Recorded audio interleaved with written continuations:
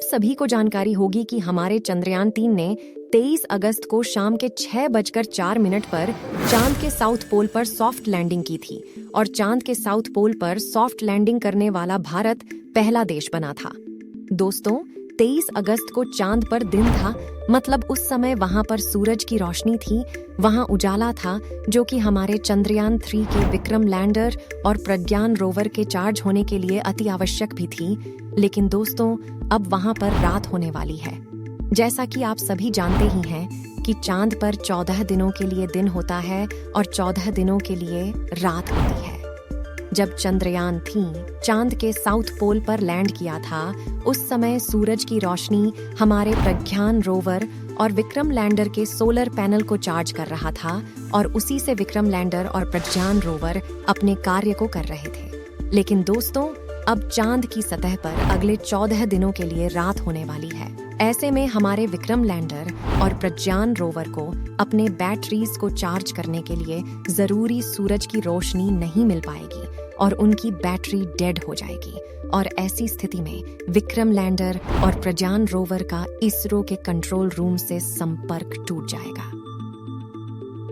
दोस्तों, कैसे इसरो सही तरीके से विक्रम लैंडर और प्रज्ञान रोवर को ऑफ करके या फिर स्लीप मोड पर डालकर रखेगी, जिससे कि अगले 14 दिनों बाद जब चांद की सतह पर दोबारा उजाला होगा, वहां सुबह होगा, वहां रोशनी होगी, तब क्या विक्रम लैंडर वापस से इसरो के कंट्रोल रूम से संपर्क बना पाएगा? यह जानने के लिए बने रहिए वीडियो के अंत तक। दोस्तों, चंद्रमा की सतह पर चंद्रयान-3 को उतरे हुए 12 दिन हो गए हैं।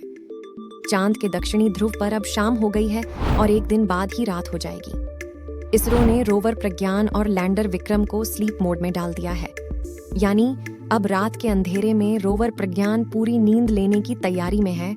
हालांकि देखना यह है कि रात बीतने और दोबारा सूर्योदय होने के बाद लैंडर और रोवर फिर से किस तरह काम करना शुरू करेंगे, क्योंकि चंद्रमा की रात पृथ्वी की तरह आसान नहीं है।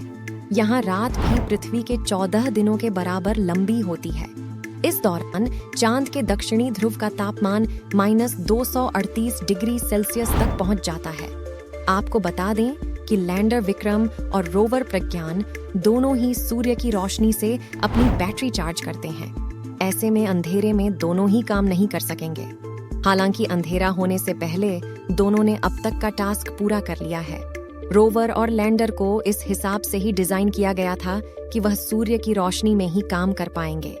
23 अगस्त को चंद्रमा के दक्षिणी ध्रुव पर दिन की शुरुआत हुई थी और तभी इसरो ने चंद्रयान-3 की सॉफ्ट लैंडिंग करवाई थी। चंद्रमा पर रात का अंधेरा बेहद खौफनाक और कठिन होता है। इसकी सबसे बड़ी वजह है 14 दिनों के बराबर की रात। एक बार अंधेरा हो गया तो सूर्योदय के लिए पृथ्वी के 14 दिनों का इंतजार करना होगा।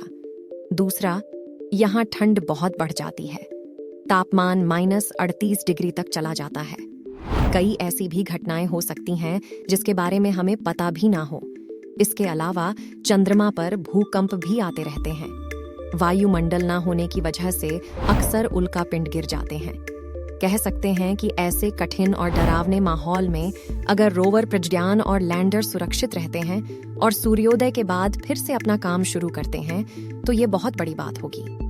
दक्षिणी ध्रुव पर अब तक कोई भी देश लैंड कर ही नहीं पाया है। भारत ने अब तक जो किया है वह भी दुनिया के लिए एक मिसाल है। दोस्तों, आपके मन में यह सवाल होगा कि सूर्योदय के बाद जागने की कितनी उम्मीद है। सबसे बड़ा सवाल यही है कि क्या लूनर नाइट खत्म होने के बाद चंद्रयान-3 फिर से एक्टिव हो जाएगा? ठंड में लैंडर के इलेक्ट्रॉनिक उपकरण खराब तो नहीं होंगे? रोवर ने बताया है कि उसकी बैटरी पूरी तरह से चार्ज है। ऐसे में सूर्योदय के बाद जब रोशनी मिलेगी तो 22 सितंबर को यह फिर से काम करना शुरू कर सकता है। हालांकि किसी वजह से अगर ये दोनों क्षतिग्रस्त हो जाते हैं तो इसरो के पास इन्हें दोबारा शुरू करने का कोई प्लान नहीं है। दोस्तों, वैसे तो चांद की सतह पर प्रज्ञान रोवर ने अपना काम पूरा कर लिया है। अब वह स्लीप मोड में चला गया है। प्रज्ञान रोवर को सुरक्षित ढंग से पार्क कर दिया गया है। APXS और LIBS पेलोड भी अब बंद हैं। इन्हीं पेलोड से लैंडर के माध्यम से चांद की सतह से जानकारी इकट्ठा कर उसे धरती तक भेजी जाती है। इसरो के मुताबिक इन पेलोड्स में दर्ज सभी डेटा लैंडर के जरिए पृथ्वी पर ट्रांसमिट किया जा चुका है। इसरो ने बताया है, फिलहाल रोवर प्रज्ञान की बैटरी पूरी तरह से चार्ज है। इसके साथ ही रोवर के सोलर पैनल को इस तरह से सेट कर दिया गया है कि जब 22 सितंबर को चंद्रमा के दक्षिणी ध्रुव पर फिर से सूरज की रोशनी पड़े, यह उसे ग्रहण कर सके। इसके साथ ही इसरो ने यह उम्मीद जताई है कि रोवर प्रज्ञान अपने अगले असाइनमेंट के लिए सफलतापूर्वक जागने में कामयाब रहेगा। इसके बाद यह मिशन से जुड़े अपनी बाकी गतिविधियों को अंजाम देगा। हालांकि अभी इसरो की तरफ से यह नहीं बताया गया है कि उस वक्त रोवर कौन कौन सी जानकारियां जुटाएगा।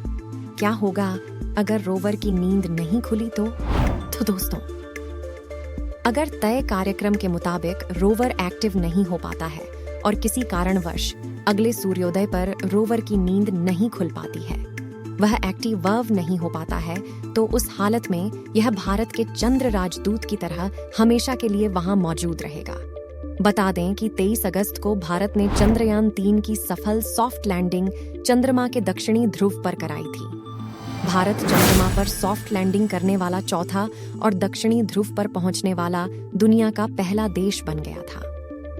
अगर आपको वीडियो अच्छा लगा हो तो लाइक और कमेंट जरूर करें और साथ ही ऐसे ही रोचक वीडियो देखने के लिए हमारे चैनल को सब्सक्राइब करें। धन्यवाद।